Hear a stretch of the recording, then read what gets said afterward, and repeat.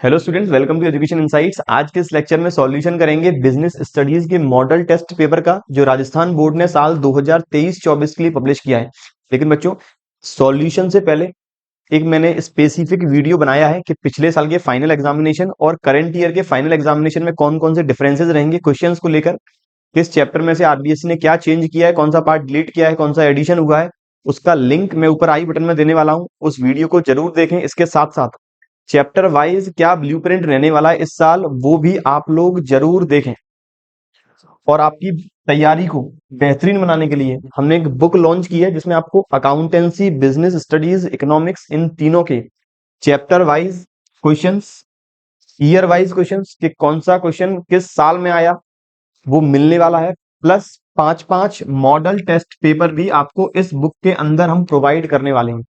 इस बुक को आप लोग इस नंबर पे फोन करके इजीली परचेज कर सकते हैं, या फिर इस बुक को कैसे परचेज करना है उसका भी मैं आपको पूरा डिस्क्रिप्शन ऊपर आई बटन में देने वाला हूं। फर्दर इस बुक के अंदर क्या क्या फीचर्स रहेंगे वो आप उस वीडियो में देखें। सिंपल, इस बुक का ई बुक और हार्ड कॉपी दोनों आपके लिए अवेलेबल है। वीडियो में जाकर देखें, आपको पूरा समझ में आ जाएगा। समझ में नहीं आता है, नंबर आपको दे रखा है, फोन करें और बेटर अंडरस्टैंडिंग के लिए सीधा आ जाए अपने क्वेश्चन आंसर पे। तो सबसे पहला सेक्शन है, जिसमें कुछ एक एक नंबर के 32 क्वेश्चन होने वाले हैं। कुछ 15 क्वेश्चन रहेंगे MCQ type, 7 question fill in the blanks, और कुछ 10 question very short answer type. तो पहले बात करें सेक्शन ए की। पहला question, essence of management is, management का सार क्या है? मैनेजमेंट का सार है कोऑर्डिनेशन। दूसरा, how many principles given by Henry fuel, तो हेनरी फ्यूल ने प्रिंसिपल दिए हैं 14, ऑप्शन है सी। अगला क्वेश्चन,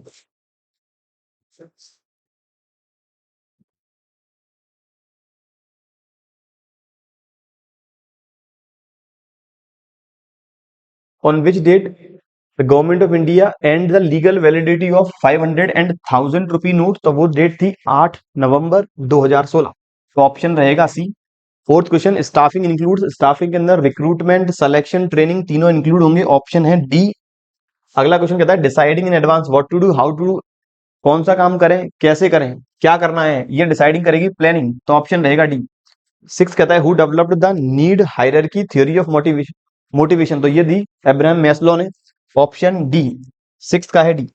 सेवेंथ कहता है step of controlling process, controlling process में पूरे 5 स्टेप हैं। Question number 8, which of the following is not a fixed asset, कौन सी फिक्स्ड एसेट नहीं है? लैंड, बिल्डिंग, फैक्ट्री, मशीन, ये तीनों फिक्स्ड एसेट है, डेटर फिक्स्ड एसेट नहीं है, तो ऑप्शन है डी। अगला question, in capital structure owner fund, shareholder fund में क्या क्या इंक्लूड करेंगे? वहां इंक्लूड करेंगे इक्विटी शेयर, वहां इंक्लूड करेंगे प्रेफरेंस शेयर, तो मेरा ऑप्शन रहेगा बोथ बी एंड सी। अगला question, which of the following is not the example of raw material, raw material का कौन सा एग्जांपल नहीं है? कॉटन रॉ मटेरियल एग्जांपल है, थ्रेड रॉ मटेरियल एग्जांपल है, जो मेरे स्टिच्ड क्लॉथ्स हैं, जितने भी सिले हुए कपड़े हैं वो रेडी टू यूज हैं, तो वो मेरा रॉ मटेरियल एग्जांपल नहीं है। Question number 11, formula of calculation of working capital, जो आपने अकाउंटेंसी के अंदर भी कंसीडर किया होगा। फॉर्मूला है current assets minus current liability, option B. 12th number question मेरा एमसीक्यू, अभी 3 क्वेश्चन और एमसीक्यू के, पिछले साल तक 12 क्वेश्चन ही थे, इस बार 3 और है। अगला कहता है लेवल ऑफ पैकेजिंग आर, 3 तरह की पैकेजिंग है, primary, secondary and transportation. Question number 13, that part of brand which can not be spoken but which can be recognised is called brand mark, तो option B. 14th, consumer protection act 2019 has replaced consumer protection act 1986, तो option A. अगला 1 number का MCQ type आखिरी question, district forms has jurisdiction to entertain the complaints to the extent the amount of, तो consumer protection act 2019 के according district form जो है वो forum 1 crore तक के जितने भी इश्यूज हैं, कंप्लेंट्स हैं, उनके लिए बनाई गई है। ये बात थी 15 एमसीक्यू की। अब आएंगे मेरे 7 5 इन दी ब्लैंक्स, जो लास्ट ईयर तक कुछ 6 थे केवल। आगे कहता है पहला, doing the task correctly with the minimum cost is called, it is known as efficiency, जितने टास्क है उसे मिनिमम कॉस्ट में कवर करना, ये कहलाएगा एफिशिएंसी। अगला कहता है planning means looking forward, planning का काम हमेशा आगे देखना है या फर्दर फ्यूचर प्लानिंग करना है।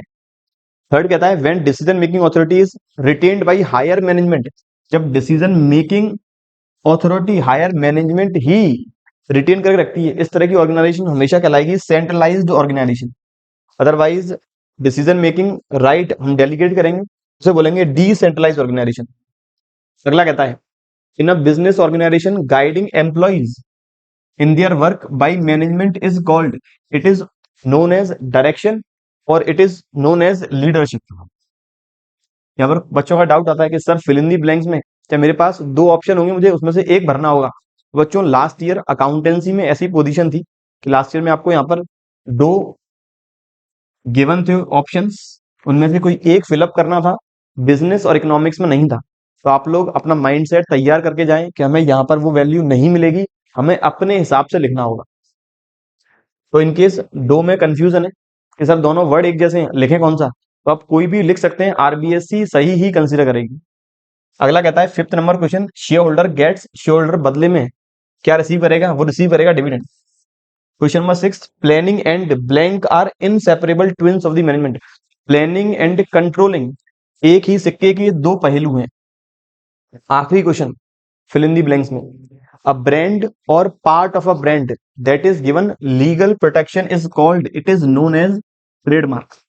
जो किसी भी प्रोडक्ट को लीगल प्रोटेक्शन प्रोवाइड करेगा उसे बोलेंगे ट्रेडमार्क। ये बात थी मेरे एक एक नंबर के स्टार्टिंग के 15 एमसीक्यू और 7 फिल इन दी ब्लैंक्स। अब वेरी शॉर्ट आंसर टाइप वापस एक एक नंबर के ही चल रहे हैं अभी। पता है what is the rule of thumb. अब पहली बात, सर एक नंबर के क्वेश्चन में हमें कितना लिखना जरूरी है, तो बच्चों एक नंबर के क्वेश्चन में आपको जितना भी आता है, मुश्किल से 2 या 3 मैक्सिमम 4 लाइन तक लिखेंगे, लेकिन आपको थोड़ा ज्यादा लिखना है, आपको लगता है सर हम टाइम मैनेज कर सकते हैं, तो फिर वो आपकी मर्जी है। क्वेश्चन नंबर 1 ये कहता है what is the rule of thumb. तो टेलर के अकॉर्डिंग रूल ऑफ थंब का मतलब कि हमेशा मैनेजमेंट साइंटिफिक स्टडी करे, hit and trial method use नहीं करे, तब जाके कहीं ना कहीं हम अपने टारगेट को टाइम पीरियड के भीतर अचीव कर पाएंगे और हमारी कॉस्ट भी कम से कम खर्च होगी। तो Taylor focused on the scientific study and analysis of each and every element of a work to replace the old rule of thumb method or hit and trial method. बार बार hit and trial method use नहीं करना, पहले scientific study करें, कौन सा method use कर सकते हैं, कौन सा मेथड इफेक्टिव रहेगा, वही मेथड यूज करें। Rule of thumb is not based on a science or exact measurement. Scientific method is based on the cause and effect relationship, whereas rule of thumb was based solely on the discretion of the management decisions. Taylor focused that managers should scientifically analyze each and every component of the work. तो पुराना जो rule of thumb था वो था कि हमें कहीं ना कहीं मैनेजर के हिसाब से चलना पड़ेगा, लेकिन नया रूल ऑफ थंब में क्या आया, मैनेजर को अपने हिसाब से तो चलना है, लेकिन सबसे पहले वो एनालाइज करें साइंटिफिकली क्या ये मेथड हमारे लिए काम करेगा या नहीं। ये बात थी एक नंबर के क्वेश्चन। अगला दूसरा एक नंबर का क्वेश्चन जो कहता है how does planning provide direction. तो प्लानिंग डायरेक्शन कैसे प्रोवाइड करेगा। प्लानिंग हमेशा फ्यूचर प्रोडिक्शन, प्लानिंग हमेशा फॉरवर्ड लुकिंग है जो हमेशा फ्यूचर का प्रोडिक्शन करेगा। Planning involves looking into the future, also known as forward looking function, and it predicts the best advantage of an organisation. ये अनुमान लगाएगा ऑर्गेनाइजेशन के लिए सबसे बेहतरीन क्या हो सकता है। मैनेजर उसी के अकॉर्डिंग अपने जितने भी रिसोर्सेज हैं उन्हें डिप्लॉय करेगा ताकि ऑर्गेनाइजेशन का ऑब्जेक्टिव टाइमली और विद इन कॉस्ट हम अचीव कर पाए। Manager plans to manage future events to best of their capacity. Planning also involve thinking about the future for doing in the present. अगला question एक number का तीसरा question very short answer type में, planning की दो limitation. तो planning एक time consuming process है और प्लानिंग जैसा डिसाइड किया वैसा ही करना है, तो ये क्रिएटिविटी को रिड्यूस करेगा। अगला question number 4, explain the meaning of a decentralised organisation. तो एक ऐसी ऑर्गेनाइजेशन जहां पर डिसीजन मेकिंग अथॉरिटी राइट्स को आगे डेलीगेट किया जाता है उसे बोलेंगे डिसेंट्रलाइज्ड ऑर्गेनाइजेशन। तो दैट ऑर्गेनाइजेशन और decentralisation refers to sharing decision making authority to the lower level management, except जो हम डेलीगेट नहीं कर सकते वो डेलीगेट नहीं होगा, बाकी सारे डेलीगेट हो सकते हैं। अगला question, write any two type of recruitment. Employ को रिक्रूट करने के दो टाइप्स, तो एक मैंने लिखा है डायरेक्ट रिक्रूटमेंट और दूसरा है कैंपस रिक्रूटमेंट। अगला क्वेश्चन, लीडरशिप स्टाइल कौन कौन सी है, तो वो है डेमोक्रेटिक या पार्टिसिपेटिव, लेसेस फेयर या फिर फ्री रेंज और autocratic. Question number 7, management by exception है क्या। तो मैनेजमेंट बाय एक्सेप्शन इसका मतलब अगर मैनेजमेंट सारा कुछ कंट्रोल करना चाहता है, मैनेजमेंट चाहता है कि हमने एक प्रोडक्ट जो डिजाइन किया है इसे हम 100 रुपए के भीतर ही बना दें, तो उस केस में ज्यादातर संभावनाएं हैं कि मैनेजमेंट जिस हिसाब से काम करना चाहता है वो अचीव नहीं हो। तो मैनेजमेंट को हमेशा डेविएशन कवर करते हुए चलना है कि 100 रुपए से अगर 5 रुपए ऊपर हो सकता है तो हम एडजस्ट कर लेंगे, अदरवाइज हम कोई दूसरे मेथड्स एडॉप्ट करना चाहेंगे। So it means a manager who tries to control everything may end up control nothing. The deviation which are beyond the specific range should only be handled by manager and minor deviation can be ignored. जैसे यहाँ पर management ने ये पहले तो decide किया था 100 रुपए तक की हमें अपनी कॉस्टिंग करनी है, प्रोडक्ट जो मैन्युफैक्चर कर रहे हैं 100 रुपए के भीतर बनना चाहिए, लेकिन इनकेस 5 रुपए प्राइस ऊपर जाती है तो हमें कोई भी दिक्कत नहीं होगी, मतलब मेरा डेविएशन मैक्सिमम रह सकता है 5% तक, तो माइनर डेविएशन इग्नोर करेंगे। लेकिन इनकेस प्राइस 10 रुपए से बढ़ जाती है, 10% से बढ़ जाती है, तो हमें प्रॉपर मेथड्स फॉलो करने होंगे उस कॉस्ट को कंट्रोल करने के लिए। क्वेश्चन नंबर 8, कैपिटल स्ट्रक्चर क्या है? तो कैपिटल स्ट्रक्चर डेट और इक्विटी का एक मिक्सअप फॉर्म है। Capital structure means proportion of debt, कितना कर्जा लें, कितना फंड मालिकों से लिए जाए। Also calculate by the formula that is debt upon equity. Question number 9, अब सेल्स प्रमोशन क्या है? What is the meaning of sales promotion? तो एक ऐसा टूल जो ऑर्गेनाइजेशन यूज कर रही है अपनी सेल्स को प्रमोट करने के लिए, उसे बोलते हैं sales promotion. Decision relating to increasing sale of a product is called sales promotion. जैसे अपना एडवर्टाइजिंग कर रहे हैं या अलग अलग टाइप की एडवर्टाइजमेंट मैकेनिज्म में यूज करता हूं, वो सारा सेल्स प्रमोशन के अंदर आएगा। आखिरी क्वेश्चन 1 नंबर का, कंज्यूमर कौन है? कंज्यूमर मतलब एक ऐसा पर्सन जो गुड्स और सर्विसेज परचेज कर रहा है सेल्फ सेटिस्फेक्शन के लिए, वो कंज्यूमर कहलाता है। Consumer means a person who consumes goods and services for direct और सेल्फ सेटिस्फेक्शन।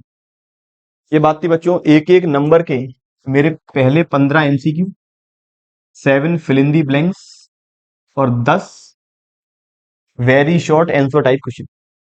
अब बात करें सेक्शन बी, जो आएगा मेरा 2-2 नंबर के।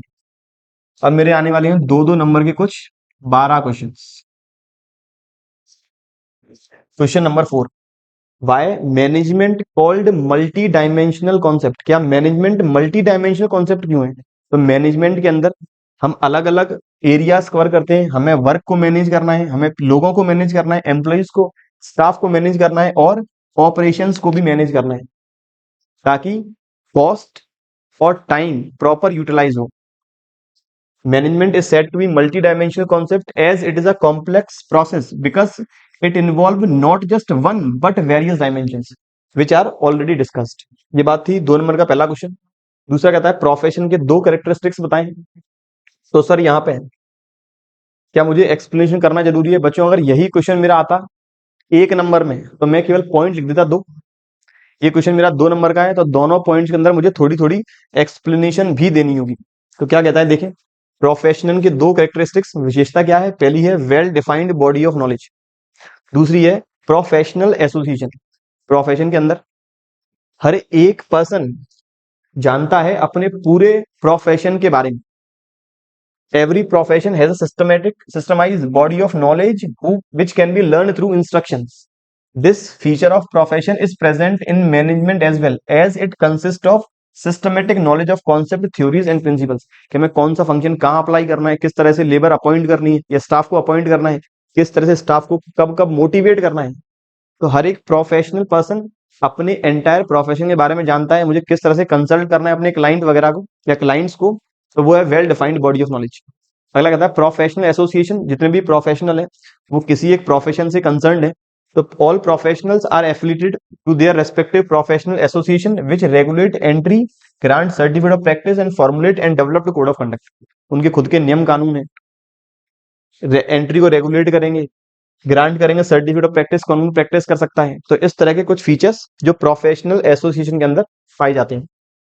ये बात थी 2 नंबर के दूसरे क्वेश्चन की। अगला कहता है स्कॉलर चेन और गैंग प्लान क्या है? तो स्कॉलर चेन का मतलब या फिर स्केलर चेन का मतलब जब एक सिस्टमेटिक फॉर्म में एक पर्सन या एक एम्प्लॉय दूसरे एम्प्लॉय से कोऑर्डिनेट करेगा, बात करेगा, वो स्कॉलर चेन है। लेकिन जब कोई भी एक सिस्टमेटिक फॉर्म नहीं है, वो गैंग प्लैंक है। Scalar chain chain of authority and communication that moves in a straight line from superior to the lowest subordinate. जब सुपीरियर को सबऑर्डिनेट से बात करनी है, प्रॉपर एक फॉर्म में करनी होगी, एक प्रॉपर प्रोसेस को फॉलो करने के बाद करना होगा। Henry fuel permitted a shortcut of chain in case of urgency known as gangplank. Gangplank allows direct communication between two employees of the same level. जब दो एम्प्लॉइज सेम लेवल वाले direct communication कर सकते हैं, वो गैंगप्लैंक है। इसका ग्राफ मैंने बनाया हुआ है।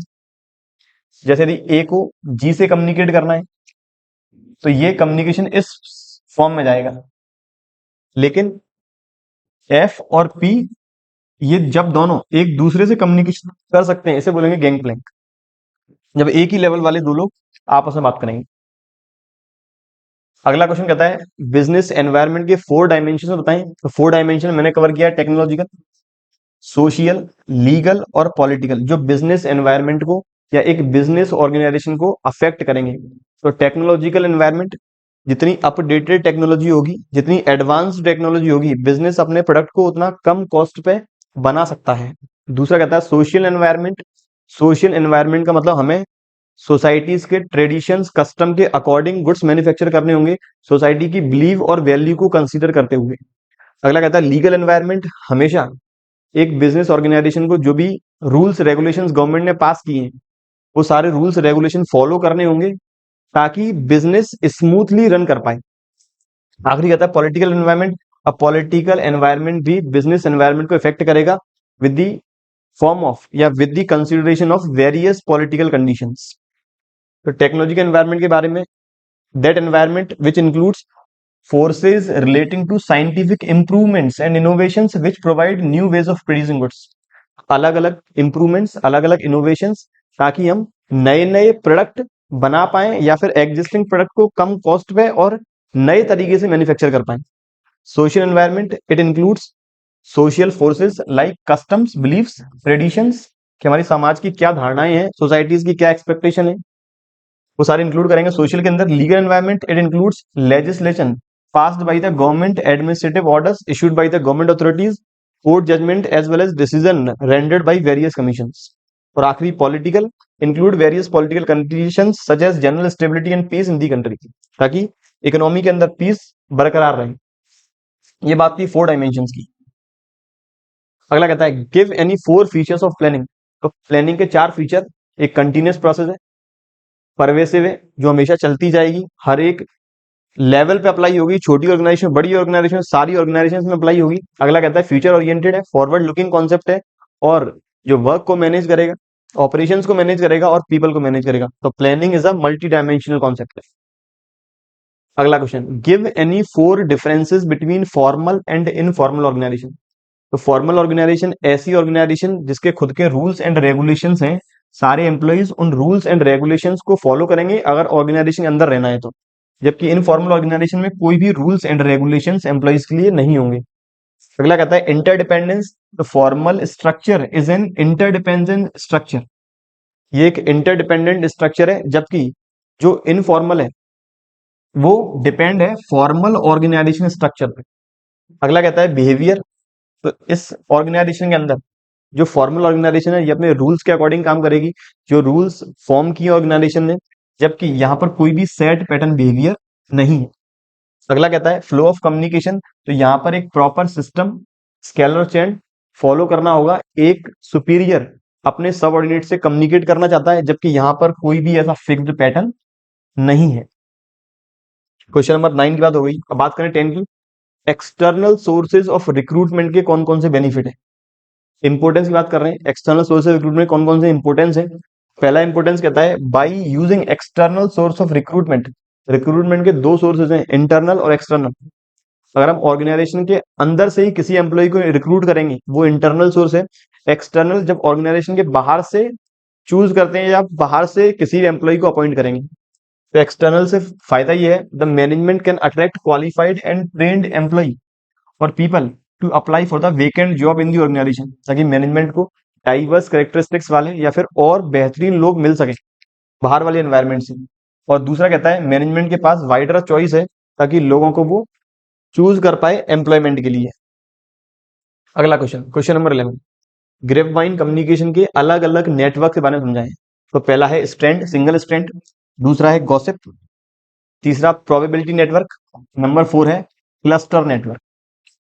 तो पहला जो है सिंगल स्ट्रैंड प्रॉपर एक फॉर्म में कम्युनिकेशन होगा, सारे लोग एक दूसरे से कनेक्ट होने के बाद कम्युनिकेट करेंगे। गॉसिप नेटवर्क, एक व्यक्ति रैंडमली अलग अलग लोगों से कम्युनिकेट करेगा। In gossip network each person communicate with all on the non selective basis. तीसरा कहता है probability, the probability the individual communicates randomly with other individual, एक इंडिविजुअल रैंडमली दूसरों से कम्युनिकेशन करेगा, वो प्रोबेबिलिटी है। क्लस्टर नेटवर्क, एक ऐसा नेटवर्क जहां पर एक व्यक्ति, एक एम्प्लॉय दूसरे एम्प्लॉय उन्हीं या दूसरे लोगों से उन्हीं से कम्युनिकेशन करेगा जिनको वो भरोसा करता है। इन cluster the individual communicates with only those people whom he trust. ये बात थी क्वेश्चन नंबर 11 की। अब बात करें question number 12, what do you mean by, right the meaning and 4 limitations of controlling. Meaning बताएं कंट्रोलिंग का, और कंट्रोलिंग की 4 कमियां कौन कौन सी हैं। तो कंट्रोलिंग एक ऐसी प्रोसेस है जहां पर हमें वर्क को इवेल्युएट करना है कि एम्प्लॉय ने जो काम किया है और जो हमने एम्प्लॉय को काम दिया था, स्टैंडर्ड और एक्चुअल परफॉर्मेंस में कितना डेविएशन है, ये बताएगा controlling. It refers to the process of evaluation of the work that is done, it is all about setting standard for the work and comparing actual work. तो standard और actual performance को compare करना ही controlling function का काम है। कौन कौन सी कमियां हैं, सबसे पहले बेंचमार्क जो हमें डिसाइड करना है, क्वालिटेटिव स्टैंडर्ड डिसाइड करना है, उसमें दिक्कतें हैं। दूसरा, कुछ एक्सटर्नल फोर्सेज हैं जहां पर हम कंट्रोल अप्लाई नहीं कर सकते, तो यहाँ कंट्रोलिंग अप्लाई नहीं होगा, कंट्रोलिंग फेल माना जाएगा। कुछ एम्प्लॉइज जो हैं, जो अगर मैनेजमेंट उसमें पाबंदी लगाएगा तो वो पाबंदी के अंदर काम करना नहीं चाहते, और यदि ऐसे एम्प्लॉय ऑर्गेनाइजेशन के लिए अच्छा परफॉर्म कर रहे हैं तो ऑर्गेनाइजेशन उन लोगों पर रेस्ट्रिक्शन अप्लाई नहीं कर पाएगा। अगला है कॉस्टली अफेयर, रूल्स अप्लाई करना, रेगुलेशंस अप्लाई करना, उन्हें मैनेज करना, डेविएशन चेक करना, ये सारा कॉस्टली अफेयर है। That's why controlling is a costly और एक्सपेंसिव प्रोसेस। ये बात थी कंट्रोलिंग के 4 फंक्शंस की। अगली बात करें फाइनेंसिंग डिसीजन को लेते समय, फाइनेंसिंग डिसीजन के लिए हमें कौन कौन से फैक्टर कंसीडर करने पड़ेंगे, कोई 4 बताएं। सबसे पहला कॉस्ट। तो कॉस्ट कहता है हमेशा मैनेजमेंट है वो वहीं से पैसा लेना पसंद करते हैं जो उन्हें कम कॉस्ट में मिल जाएगा, या फिर मैं ये कह सकता हूं अगर मैनेजमेंट को डेट सस्ता पड़ेगा, लोन सस्ता पड़ेगा तो वो लोन लेंगे। लेकिन यदि मैनेजमेंट को लग रहा है लोन महंगा है, हम लोगों को शेयर होल्डर बना सकते हैं, तब वो शेयर होल्डर वाले ऑप्शन की तरफ जाना चाहेंगे। The cost of raising funds influence the financing decision, a prudent financial management selects the cheapest source of finance, और चीपेस्ट सोर्स मोस्टली माना जाता है डिबेंचर या लोन। अगला है control consideration, a company would prefer debt financing if it is wants to retain complete control of the business। Simple सी भाषा में अगर ऑर्गेनाइजेशन ये चाहती है कंट्रोल पूरा मेरे पास रहे, हमें अपना कंट्रोल अलग अलग हाथों में नहीं सौंपना, तो आपको सर लोन लेना पड़ेगा। क्योंकि अगर आपने शेयर जारी कर दिए, शेयर जारी करने का तो आप लोगों को मालिक बनाते जा रहे हो, तो आप लोगों को मालिक बनाने के साथ साथ कंट्रोल भी शेयर करते जा रहे हो। बिजनेस ऑर्गेनाइजेशन का जो कंट्रोल है, बिजनेस ऑर्गेनाइजेशन की जो ओनरशिप है, वो आप शेयर कर रहे हो। यदि ऑर्गेनाइजेशन शेयर करना नहीं चाहती है तो उसे लोन लेना होगा, लेकिन अगर ऑर्गेनाइजेशन शेयर करना चाहती है तब वो शेयर जारी कर सकती है। अगला कहता है cash flow position of the economy, sorry company. अगर ऑर्गेनाइजेशन के पास स्ट्रॉन्ग कैश फ्लो वाली कंडीशन है, उनके पास स्ट्रॉन्ग कैश फ्लोज है, मतलब पेमेंट कितना भी कर सकते हैं वो, उन्हें लगता है कि हम यदि लोन लेते हैं तो इंटरेस्ट का पेमेंट और प्रिंसिपल पेमेंट टाइमली हम कर पाएंगे, तो उस केस में वो डिबेंचर जारी करेंगे। लेकिन अगर कैश फ्लो पोजीशन सही नहीं है तो साल में जो इंटरेस्ट ड्यू होगा वो पेड कैसे करेंगे, एक टाइम पीरियड के बाद प्रिंसिपल अमाउंट का पेमेंट करना होगा, वो कैसे करेंगे, तो उस केस में वो इक्विटी शेयर या फिर प्रेफरेंस शेयर जारी करेंगे। अगला कहता है रिस्क। ऑर्गेनाइजेशन के कंटेक्स्ट में डिबेंचर में रिस्क ज्यादा है जबकि शेयर्स में रिस्क कम है। एक शेयर होल्डर के कंटेक्स्ट में डिबेंचर में रिस्क कम है और शेयर्स में रिस्क ज्यादा है। मैंने 2 बात करी, पहले तो यहाँ लिख लें शेयर और यहाँ लिखें डिबेंचर। यहाँ बात करें ऑर्गेनाइजेशन की और यहाँ बात करें शेयर होल्डर की। ऑर्गेनाइजेशन के लिए रिस्क डिबेंचर में ज्यादा है, क्योंकि यहां पर उन्हें ईयरली इंटरेस्ट का पेमेंट करना होगा, एक टाइम पीरियड के बाद प्रिंसिपल अमाउंट पेड करना होगा। जबकि शेयर में इन्हें रिस्क कम है, प्रॉफिट होगा डिविडेंड बांटेंगे, प्रॉफिट नहीं है डिविडेंड नहीं बांटेंगे। जबकि शेयर होल्डर्स के लिए डिबेंचर में रिस्क कम है। डिबेंचर में रिस्क कम क्यों है? फिक्स्ड रेट ऑफ रिटर्न हमेशा फिक्स्ड इंटरेस्ट मिलने वाली है, तो फिर रिस्क किस बात का? या फिर हमने यदि डिबेंचर परचेज किए हैं, कंपनी ने डिबेंचर इश्यू किए हैं, सिक्योर्ड डिबेंचर है, तो उस केस में रिस्क कम होगा। जबकि शेयर्स में रिस्क ज्यादा है, रिस्क ज्यादा रिटर्न भी ज्यादा है। ये बात थी फाइनेंसिंग डिसीजन को अफेक्ट करने वाले फीचर्स। अगली अगला मेरा क्वेश्चन नंबर 14, मार्केटिंग मिक्स के 4 कैटेगरीज कौन कौन सी हैं? तो प्रोडक्ट, प्राइस, प्लेस, प्रमोशन। तो मार्केटिंग मिक्स की पहली कैटेगरी प्रोडक्ट। प्रोडक्ट का मतलब ऑर्गेनाइजेशन कस्टमर को जो प्रोडक्ट ऑफर करने वाली है, वो प्रोडक्ट उस कस्टमर की सारी नीड्स, जो उसकी एक्सपेक्टेशन है उस प्रोडक्ट से, वो फुलफिल कर पाए। इनकेस नहीं हो तो ऑर्गेनाइजेशन की जिम्मेदारी बनती है उस कस्टमर को प्रॉपर सपोर्ट दिया जाए। प्रोडक्ट इज एनी गुड और service that offers the customer value and satisfy their needs. The product must satisfy the requirement of the customer, that only it will be successful. अगर customer की requirement को fulfil कर रहे हैं तभी ये फायदे की बात है, अदरवाइज नुकसान का सौदा है। दूसरा कहता है प्राइस। प्राइस बहुत जरूरी है। प्राइस उसी के अकॉर्डिंग रखनी है ताकि कस्टमर को इस प्रोडक्ट को परचेज करने के बाद ये लगे कि पूरा पैसा वसूल प्रोडक्ट है, तभी मार्केट में डिमांड ज्यादा होगी। It is the second factor of the marketing mix. It refers to money customer pay to obtain any service और goods. Price is essential factor for the consumer. तीसरा प्लेस। प्लेस का मतलब कहाँ बेचना है। कुछ ऐसी जगह डिसाइड करें ताकि वो इजीली कस्टमर को हम प्रोडक्ट बेच सकें या फिर कस्टमर इजीली परचेज कर पाए। In addition to product and pricing, a firm also decide on the place where it will be making the product available to the customer, और कस्टमर इजीली इसे फाइंड कर पाए। कस्टमर, और ध्यान रखना है हम कस्टमर के साथ साथ डिस्ट्रीब्यूटर भी इस जगह हमें चूज करने हैं हम, ताकि उन्हें इजीली डिस्ट्रीब्यूट या इजीली उनके लिए अवेलेबल करा पाए। आखिरी कहता है प्रमोशन। प्रोडक्ट को बेचने के लिए अलग अलग टूल्स, टेक्निक्स, स्ट्रेटेजीज यूज करना ताकि प्रोडक्ट अच्छी तरह से कस्टमर को बिक जाए और प्रोडक्ट के सारे फीचर्स जो भी हैं वो कस्टमर अच्छी तरह से समझ सके। Promotion refers to those activities where consumer are made aware of the product availability utilising various strategies such as sales, advertising, banners, online promotion etcetera. ये बात थी क्वेश्चन नंबर 14 की। अगला कहता है कंज्यूमर प्रोटेक्शन एक्ट 2019 के according how the consumer grievances are addressed by the state and national commission. तो state और नेशनल कमीशन में कस्टमर्स की कंप्लेंट का किस तरह से रिजोल्यूशन किया जाता है ये बताना है। तो स्टेट कमीशन कहता है it is established by respective state government and ordinary function at the state capital. State commission and jurisdiction to entertain complaint where value of goods and services paid exceeds 1 crore but does not exceed 10 crore. तो state commission में वो complaint तब file होगी जब उसकी value 1 से 10 करोड़ के बीच में है, प्रोडक्ट की value. If any of the parties are not satisfied, यदि पार्टी सेटिस्फाई नहीं है स्टेट कमीशन के डिसीजन से, ऑर्डर से, तब वो फर्दर कंप्लेंट आगे कर सकती है, वो भी टाइम पीरियड के भीतर जो है 30 दिन। National commission, a national commission है territorial jurisdiction over the whole country. National commission has jurisdiction to entertain complaints where value of goods and services paid exceed 10 crore rupees. ये गुड्स एंड सर्विसेज की value 10 crore से ऊपर है, या फिर ऐसी parties जो स्टेट कमीशन सेटिस्फाई नहीं है वो नेशनल कमीशन में अपनी कंप्लेंट रजिस्टर करा सकती हैं। और इनकेस पार्टी नेशनल कमीशन से सेटिस्फाई नहीं है, इनके ऑर्डर से कोई एक पार्टी सेटिस्फाई नहीं है, तो उस केस में ये सुप्रीम कोर्ट में अपनी अपील दर्ज कर सकते हैं।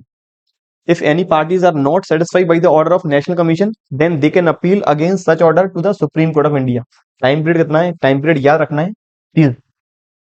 ये बात थी स्टेट और नेशनल कमीशन की। बच्चों ये बात थी अब तक एक एक नंबर के स्टार्टिंग के 32 क्वेश्चन और 2-2 नंबर वाले 4 से लेकर 15 मतलब 12 क्वेश्चन। अब है सेक्शन नंबर सी जिसमें आएंगे 4 क्वेश्चन 3-3 नंबर वाले। खास बात यह है कि लास्ट ईयर तक इस 3-3 नंबर के क्वेश्चन में चॉइसेस अवेलेबल नहीं थी, लेकिन इस बार चॉइसेस भी अवेलेबल। तो यह कहता है explain Taylor's scientific management principle. Taylor के साइंटिफिक मेजर प्रिंसिपल बताएं, या फिर दूसरा question, discuss Henri Fayol's contribution in the field of management, मतलब हेनरी फ्यूल के हमें प्रिंसिपल बताने हैं। तो टेलर के 4 principles, science not rule of thumb, harmony not discord, तीसरा कहता है कॉपरेशन नॉट इंडिविजुअलिज्म, और number 4 development of workers to their greater efficiency and prosperity. तो पहला science not rule of thumb already discuss कर चुके हैं कि साइंटिफिक स्टडी अडॉप्ट करनी पड़ेगी, पुराने rule of thumb, old rule of thumb और hit and trial method use नहीं करना है, ताकि हम अपनी कॉस्ट मिनिमम कर पाए, लेबर की इफेक्टिवनेस और उसकी एफिशिएंसी है वो इंप्रूव कर पाए, कुल मिला के प्रोडक्टिविटी लेबर की इंप्रूव हो, टाइम मिनिमम लगना चाहिए और कॉस्ट भी मिनिमम हो। अगला हार्मनी नॉट डिस्कॉर्ड, सारे एम्प्लॉइज को मौका प्रॉपर दिया जाए, यदि इक्वलिटी है तब कहीं जाके ऑर्गेनाइजेशन अपना लॉन्ग टर्म विजन अचीव कर सकती है। Taylor recognise the class conflict that existed between the workers and managers, क्या कॉन्फ्लिक्ट है? वर्कर सोचता है हम ज्यादा काम कर रहे हैं, मैनेजर सोच रहे हैं कि वर्कर फ्री की तनख्वाह ले रहे हैं, उनकी सैलरी बहुत ज्यादा है, उनकी वेजेस बहुत ज्यादा है, सबसे ज्यादा काम हम कर रहे हैं। He emphasis that there should be no conflict, उनके अकॉर्डिंग, टेलर के अकॉर्डिंग कोई भी कॉन्फ्लिक्ट मैनेजर और एम्प्लॉइज या फिर स्टाफ के बीच में, वर्कर के बीच में नहीं होना चाहिए। In order to achieve this harmonious relation he focus on the mental revolution, which means worker and manager should transform their thinking, तो उन्हें अपनी थिंकिंग ट्रांसफॉर्म करनी होगी। मैनेजर्स को अपने वर्कर को सपोर्ट करना होगा, मोटिवेट करते रहना होगा, और वर्कर्स की जिम्मेदारी बनती है कि अपने मैनेजमेंट में भरोसा रखें। अगला कहता है कॉपरेशन नॉट इंडिविजुअलिज्म, जो भी ऑर्गेनाइजेशन ने प्रॉफिट अचीव किए हैं, ऐसा नहीं हो कि टॉप मैनेजमेंट उस प्रॉफिट को अकेले ही रख ले या फिर शेयर होल्डर में डिविडेंड डिस्ट्रीब्यूट कर दें, उस प्रॉफिट में से बोनस बांटना बहुत जरूरी है। According to this there should be a cooperation between management and workers instead of the individualism, या फिर यदि वर्कर काम कर रहे हैं तो वर्कर ऐसा नहीं सोचें कि हमें सुबह 10 बजे आना है, शाम को 6 बजे जाना है, केवल 8 घंटे ड्यूटी करो, एक्स्ट्रा काम बिल्कुल मत करो। या मैं अगर ज्यादा माल बना सकता हूँ, ज्यादा गुड्स प्रोड्यूस कर सकता हूँ, तो मैं ज्यादा करूं क्यों? एक जितना मुझे टारगेट दिया है वही अचीव करूं, बस बहुत है। इस तरह की माइंडसेट नहीं रखनी है। ना मैनेजमेंट को पूरा प्रॉफिट खुद रखना है, मैनेजमेंट को प्रॉफिट बोनस के फॉर्म में बांटना है वर्कर्स में, और वर्कर्स को मैनेजमेंट के साथ मिलकर काम करना है। तो according to this there should be cooperation between management and workers instead of individualism. This principle is an extension of harmony, principle of harmony, not discord. Both management and workers should realize that they need each other. There should be cooperation between them. जो मैंने बात की वही आगे लिखी हुई है। अगला कहता है development of workers to their greater efficiency, greatest efficiency and prosperity. Sir Taylor focused on the efficiency of worker, क्योंकि वर्कर बिजनेस की एसेट है जिसके ऊपर हमारी जो प्लानिंग है, बिजनेस की जो प्लानिंग है वो डिपेंड है। According to him every organisation should follow the scientific method of selection of workers and each worker should be scientifically selected. Worker को कहाँ अपॉइंट करना है, किस एरिया में अपॉइंट करना है, किस सेगमेंट में अपॉइंट करना है, वो साइंटिफिक मेथड मैनेजमेंट को यूज करना होगा। Then they should be assigned work accordingly to their mental, physical and intellectual capabilities. To increase efficiency training must be provided.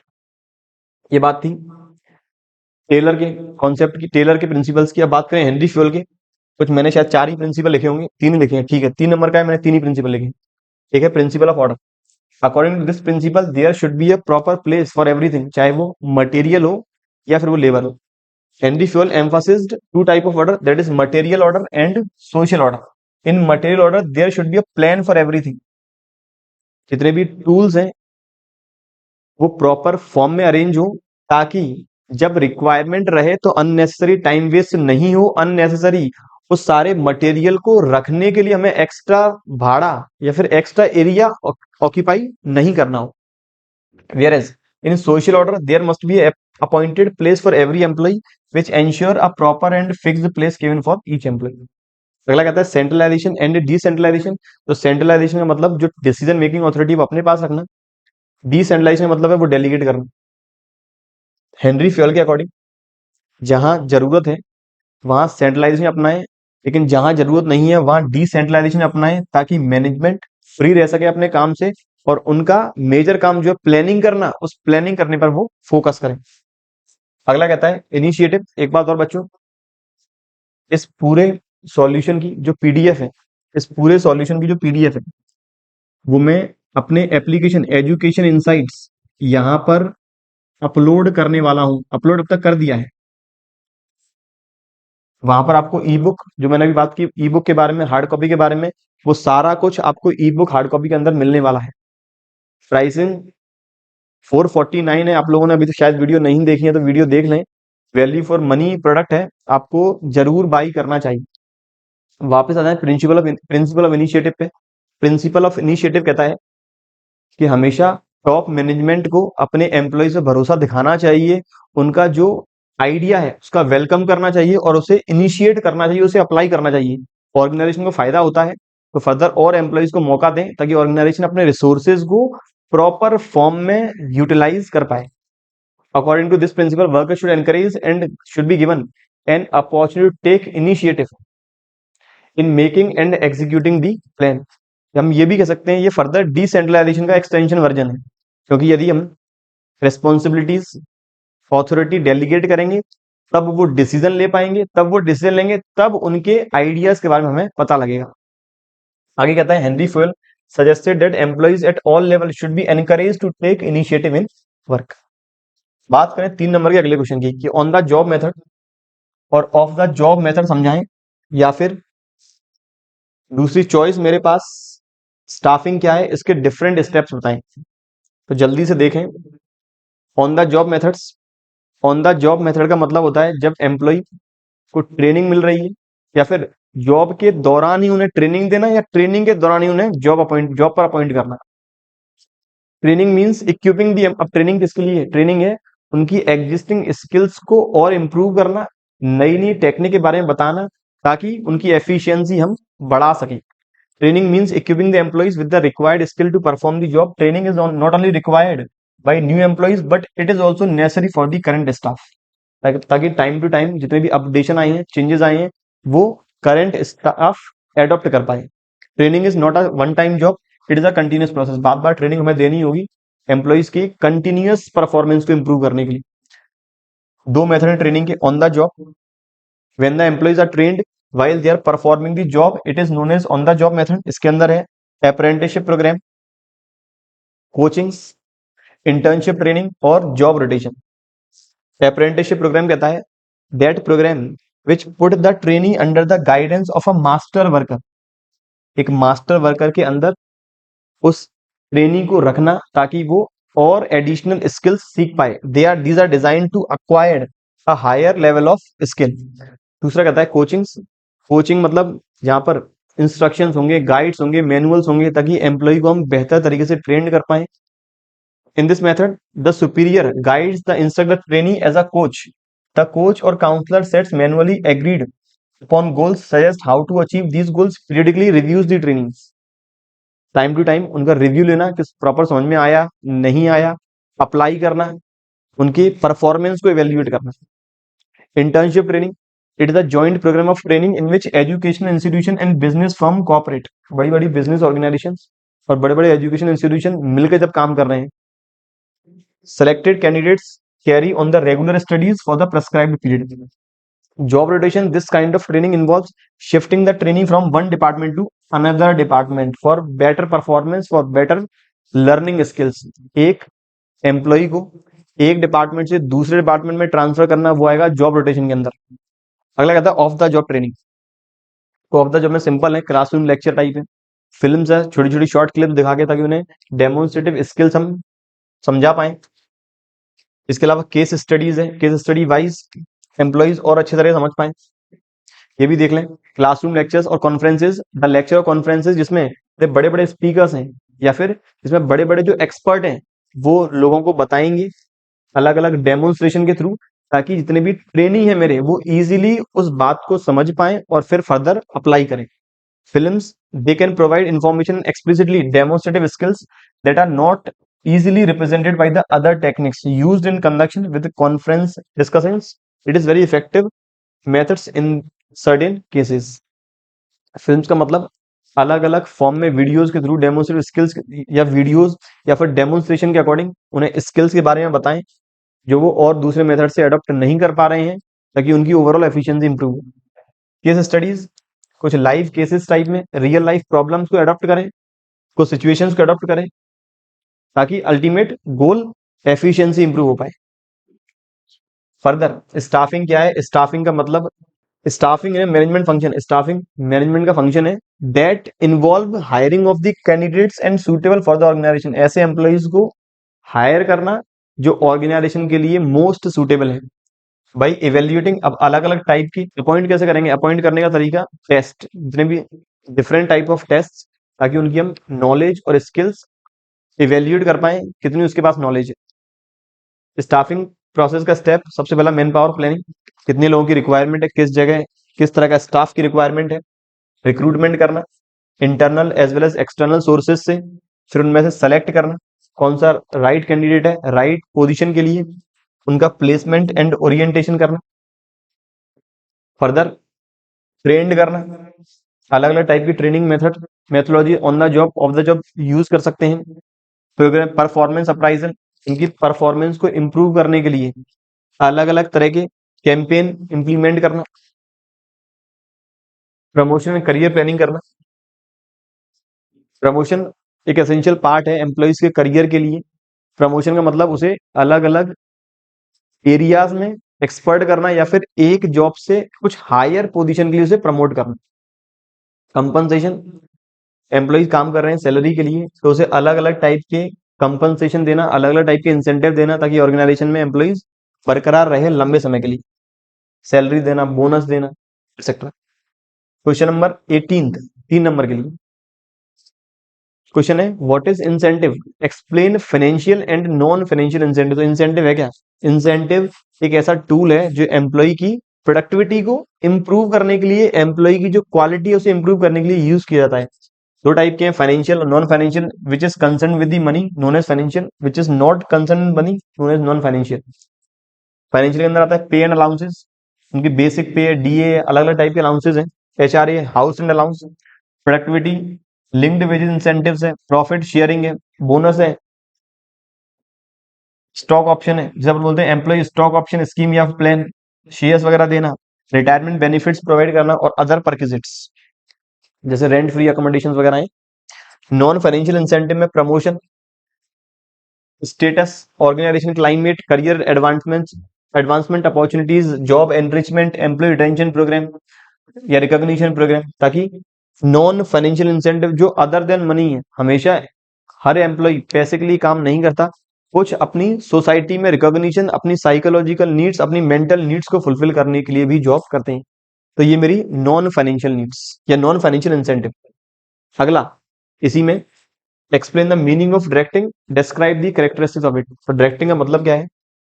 Directing का मतलब एक ऐसी प्रोसेस जहां हम एम्प्लॉय को इंस्ट्रक्ट करेंगे, गाइड करेंगे, मोटिवेट करेंगे अल्टीमेट बिजनेस के ऑब्जेक्टिव को अचीव करने के लिए।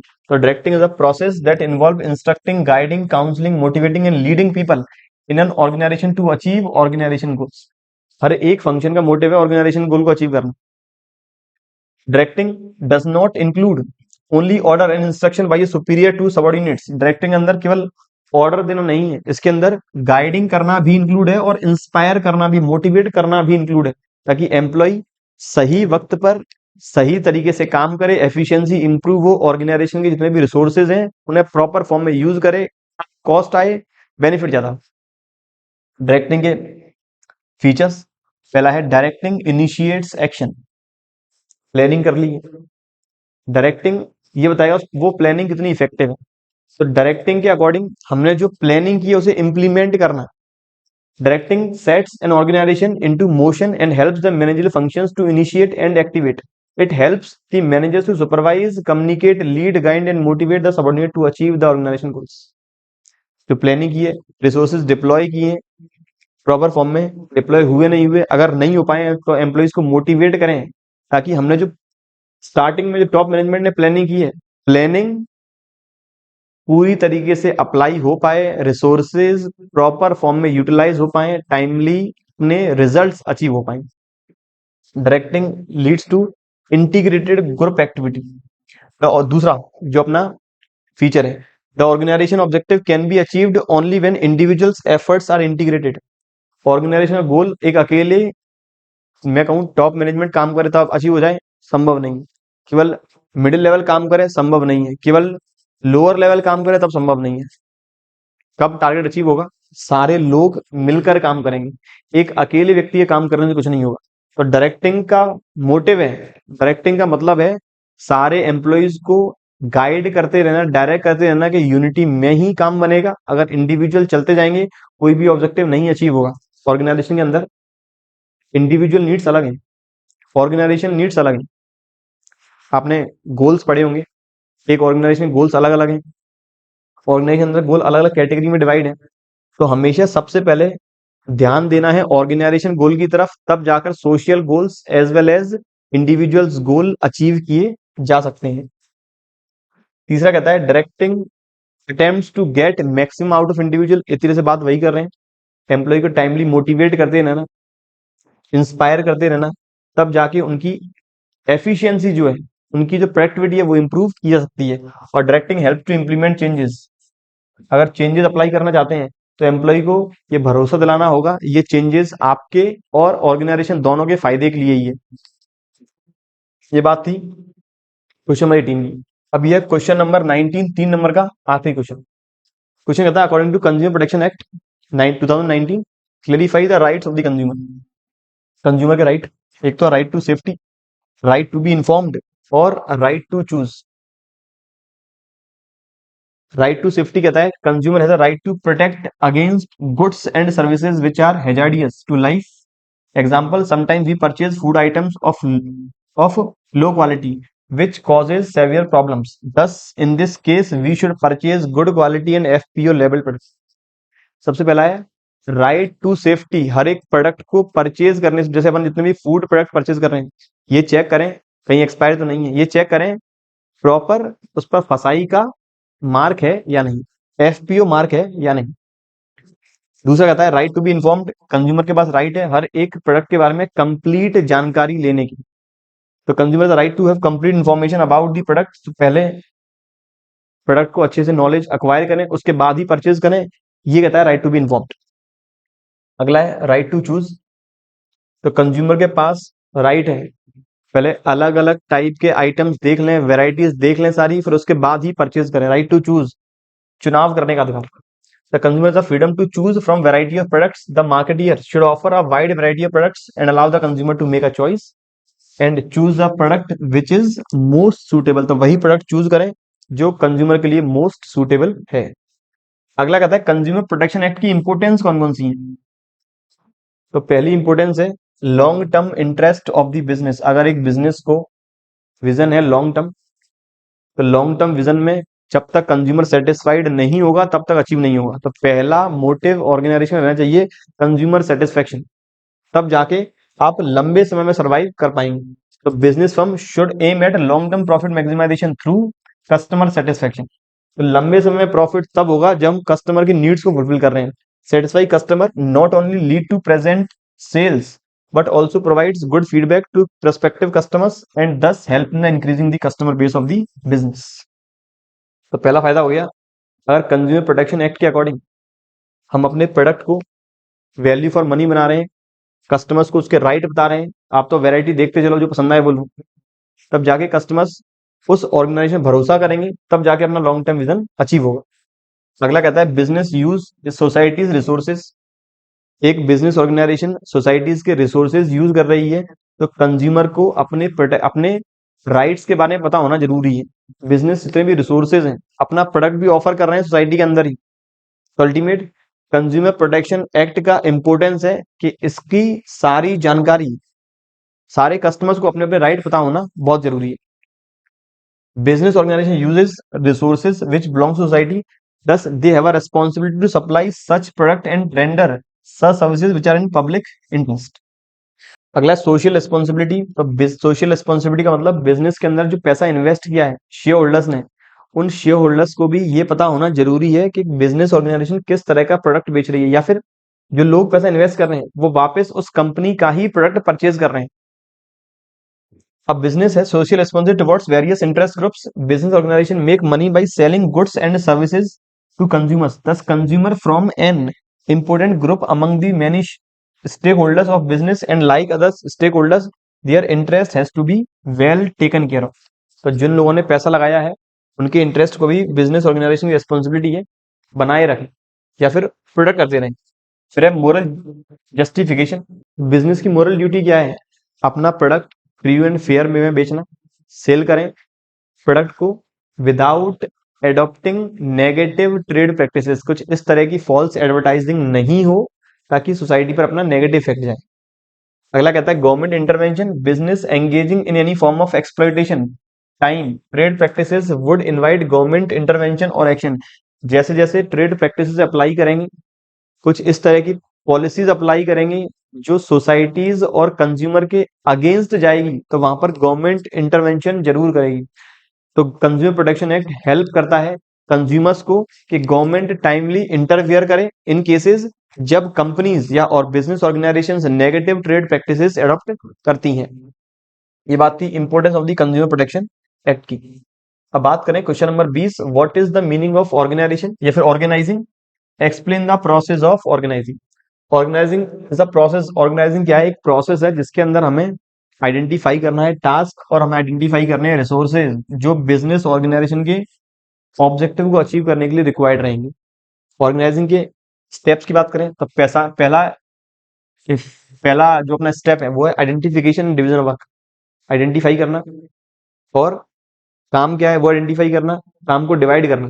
The first step is the process of organizing involves identifying and dividing the work that is has to be done in according with the previously determined plan. जो हमने planning की है उसके अकॉर्डिंग ही काम को डिवाइड करें और उसके अकॉर्डिंग ही काम होना चाहिए। The work is divided into manageable activities so that duplication can be avoided. Work कुछ इस तरह क्लासिफाइड हो ताकि डुप्लीकेशन नहीं होना चाहिए, ना कोई स्टाफ ओवरबर्डन होना चाहिए और ना कोई ऐसा स्टाफ हो जिसके पास काम कम हो। अगला कहता है डिपार्टमेंटलाइजेशन। हर एक काम को छोटे छोटे स्मॉल डिपार्टमेंट्स में मैनेजेबल एक्टिविटीज में डिवाइड करना होगा ताकि टाइम पीरियड के भीतर उस काम को अचीव कर पाए। तो once work has been divided into small and manageable activities then those activities are similar in nature are grouped together. सारी एक्टिविटीज को डिवाइड करने के बाद यदि कुछ एक्टिविटीज जो कॉमन है उन सभी को एक ग्रुप में रखें और जो डिफरेंट डिफरेंट एक्टिविटीज है उन्हें अलग अलग ग्रुप में अप्लाई करते रहें ताकि डुप्लीकेशन नहीं हो। फिर ड्यूटी को असाइन करना after grouping various activities into departments. The next step is necessary to allocate the work of different employees. Duty should be assigned based on the knowledge qualification experiences. आखिरी है establishing reporting and authority and reporting relationship. इसके पास authority है और कौन सा employ किसे report करेगा। After assigning duties the next step is to clarify define the authority and responsibility of the employees. If two or more persons is working together for a common goal then it is necessary define the relationship between them is clear terms. यदि दो या दो से अधिक employ एक साथ काम कर रहे हैं तो उनके बीच में ये क्लियर हो किस व्यक्ति को कौन सा काम करना है। इसमें दूसरा क्वेश्चन डेलीगेशन क्या है? तो डेलीगेशन का मतलब एक ऐसी प्रोसेस जहां पर मैनेजमेंट अपने वर्कलोड को रिड्यूस करने के लिए अपने काम को डेलीगेट कर रहे हैं फर्दर लेवल के लिए ताकि वो फ्री रहें। मेजर उनका काम है प्लानिंग करना, उस प्लानिंग पर ही फोकस करें। Delegation is the process of in which managers pass routine work to subordinate so they are free to concentrate on the other important matters. The main job of manager is to work done effectively and by delegating the authority and responsibility, managers can work done effectively and efficiently from the subordinate. ना management का main काम है planning करना, तो जो उनकी authorities delegate करेंगे आगे की ओर तो वापस फ्री रहेंगे, प्लानिंग में चले जाएंगे वापस, तो और प्लानिंग करेंगे, इफेक्टिव प्लानिंग होगी। अगर वो अथॉरिटी और रेस्पॉन्सिबिलिटी को डेलीगेट नहीं करेंगे, अपने राइट्स को आगे डेलीगेट नहीं करेंगे, तो उन्हें प्लानिंग भी करनी है और बाकी एरियाज में भी ध्यान देना है। इन डेलीगेशन की इंपॉर्टेंस देखें, पहला है इफेक्टिव मैनेजमेंट। बिल्कुल, अगर हम अपने वर्कलोड को रिड्यूस कर रहे हैं, वर्कलोड आगे शेयर कर रहे हैं, तो मैनेजमेंट इफेक्टिव स्ट्रेटेजी बनाएंगे, एम्प्लॉय का डेवलपमेंट भी होगा, नई एम्प्लॉय के पास ऑथोरिटी आएगी, उसके पास पावर आएगी डिसीजन मेकिंग की, तब वो पावर एनहांस करेगा, डिसीजन लेगा। डिसीजन लेने के बाद ये पता लगेगा एम्प्लॉय की स्ट्रेटजी कितनी इफेक्टिव है, तो नए और मैनेजर्स क्रिएट होंगे। एम्प्लॉय के लिए मोटिवेशन का काम करता है डेलीगेशन, और एम्प्लॉय के ग्रोथ के लिए, ऑर्गेनाइजेशन के ग्रोथ के लिए एक फैसिलिटेशन का भी काम करता है Delegation allows the lower level management to show their capabilities. It helps the organization to grow. It acts as a good training ground and prepares subordinates during diversification and expansion of the business. Business expand हो रहा है, business diversify हो रहा है, तो top management अपनी जो authority है वो डेलीगेट करती है आगे की तरफ। तो जो लोअर लेवल और मिडिल लेवल मैनेजमेंट है वो डिसीजन अप्लाई करेंगे, डिसीजन लेंगे, तब जाके कहीं बिजनेस का ग्रोथ होगा। ये बात थी क्वेश्चन नंबर 20 की। अब बात करें क्वेश्चन नंबर 21 की।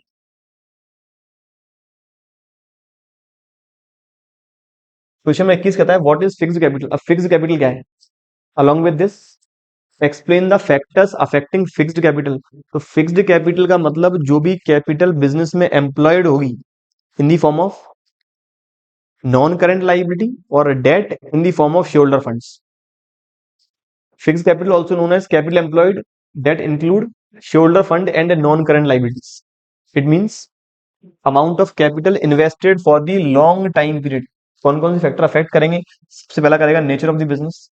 यदि बिजनेस का नेचर जो है वो मात्र ट्रेडिंग करना है, मैन्युफैक्चरिंग नहीं है, ट्रेडिंग वाले के लिए फिक्स्ड कैपिटल की रिक्वायरमेंट कम है, वर्किंग कैपिटल की रिक्वायरमेंट ज्यादा है। अगर कोई जो रेडीमेड गुड परचेज कर रही है वही बेचना है उसे, तो वहां पर वर्किंग कैपिटल की रिक्वायरमेंट ज्यादा रहेगी। माल खरीदा बेच दिया, माल खरीदा बेच दिया। लेकिन अगर ऑर्गेनाइजेशन मैन्युफैक्चरिंग कर रही है तो मैन्युफैक्चरिंग में पहले मशीन खरीदनी पड़ेगी, रॉ मटेरियल बल्क क्वांटिटी में परचेज करना पड़ेगा, लेबर को इफेक्ट ज्यादा पेमेंट करना पड़ेगा। तो पहला सबसे आया मशीन खरीदना, तो मशीन में पैसा इन्वेस्टमेंट होगा ज्यादा। जमीन देखना, लैंड और बिल्डिंग का सेटअप करना। तो इनकेस यदि बिजनेस है ट्रेडिंग, कम वर्किंग कैपिटल, कम फिक्स्ड कैपिटल की रिक्वायरमेंट है। बिजनेस है मैन्युफैक्चरिंग, ज्यादा रिक्वायरमेंट है। स्केल ऑफ ऑपरेशन, यदि हम बड़े स्केल पर प्रोडक्शन कर रहे हैं, बड़े स्केल पर प्रोडक्शन करने का मतलब ज्यादा फिक्स्ड कैपिटल, छोटे स्केल पे कम फिक्स्ड कैपिटल। अगला है चॉइस ऑफ टेक्निक, यदि लेबर इंटेंसिव करेंगे कम रिक्वायरमेंट है, मशीन इंटेंसिव रहेगी ज्यादा रिक्वायरमेंट है। टेक्नोलॉजी अपग्रेडेशन, यदि टेक्नोलॉजी बार बार अपग्रेड होती है, हमें नई नई टेक्निक चाहिए अगेन एंड अगेन, तो उस केस में ज्यादा कैपिटल की रिक्वायरमेंट। यदि हम एक ही टेक्नोलॉजी पे कंसिस्टेंट काम करते जा रहे हैं, उसमें अपडेशन कम है, तो लेस फिक्स्ड कैपिटल की रहेगी रिक्वायरमेंट। ये बात थी क्वेश्चन नंबर 21 के पहले पार्ट की। दूसरा मेरे पास चॉइस है वर्किंग कैपिटल क्या है, कौन कौन से फैक्टर अफेक्ट करेंगे। तो वर्किंग कैपिटल या तो कह सकते हैं excess of current asset over current liabilities is known as working capital, या फिर करंट एसेट का मतलब ऐसी एसेट्स जो एक साल के भीतर हम कैश में कन्वर्ट कर लेंगे, एक साल के अंदर कैश में कन्वर्ट कर लेंगे। वर्किंग कैपिटल दो टाइप्स की है, ग्रॉस और नेट। ग्रॉस वर्किंग कैपिटल बोलते हैं जो ओवरऑल करंट एसेट में पैसा इन्वेस्ट करेंगे, करंट एसेट्स में हम पैसा लगाने वाले हैं, वो आएगा ग्रॉस वर्किंग कैपिटल। और जो करंट एसेट्स और करंट लायबिलिटी बीच का डिफरेंस होगा, इसे बोलेंगे नेट वर्किंग कैपिटल। और करंट लायबिलिटीज ऐसे पेमेंट्स जो हम एक साल के अंदर करने वाले हैं क्रेडिटर्स को, या फिर पेमेंट करेंगे हम अपनी शॉर्ट टर्म बोरोइंग्स को, वो सारी करंट लायबिलिटी के अंदर आएंगे।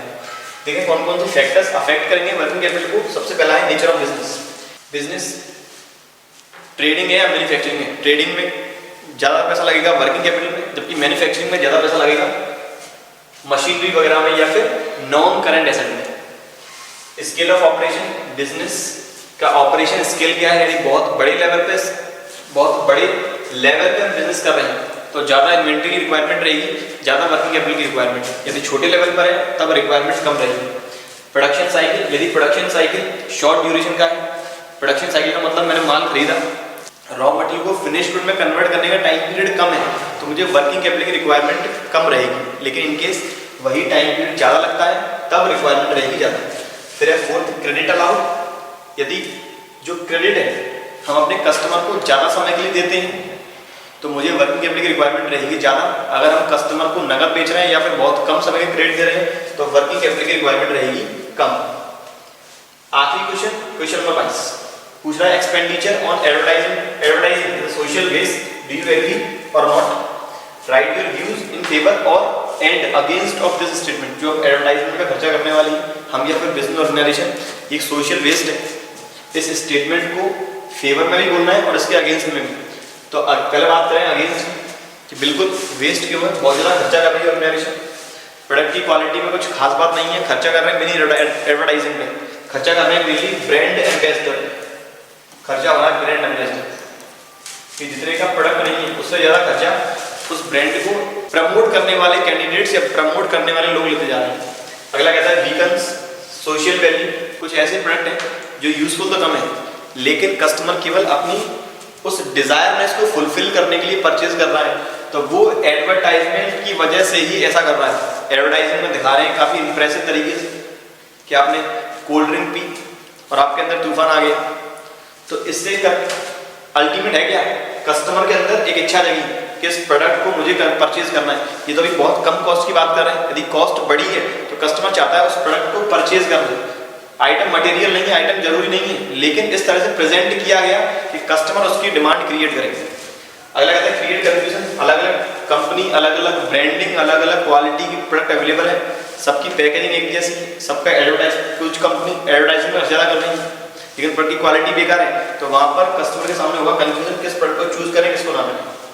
फिर कहता है प्रमोट इन्फीरियर गुड्स। अब एडवर्टाइजमेंट में अच्छी और बुरी दोनों क्वालिटी को प्रमोट किया जा सकता है depending upon the brand ambassador. फिर है ऑब्जेक्शनेबल एडवर्टाइजमेंट। कुछ ऐसे एडवर्टाइजमेंट है जिसका प्रदर्शित करने का तरीका, जो प्रेजेंट करने का तरीका, वो थोड़ा क्वेश्चन मार्क के अंदर आता है, वो अपने सोशल बिलीव्स, सोशल वैल्यूज के अगेंस्ट जाता है, इन the form of content, in the form of images, in the form of actions, gestures और लैंग्वेज। ये बात थी एडवर्टाइजमेंट सोशल वेस्ट है, लेकिन कुछ पॉइंट्स ऐसे हैं जो कहते हैं नहीं एडवर्टाइजमेंट काम की चीज है, सोशल वेस्ट नहीं।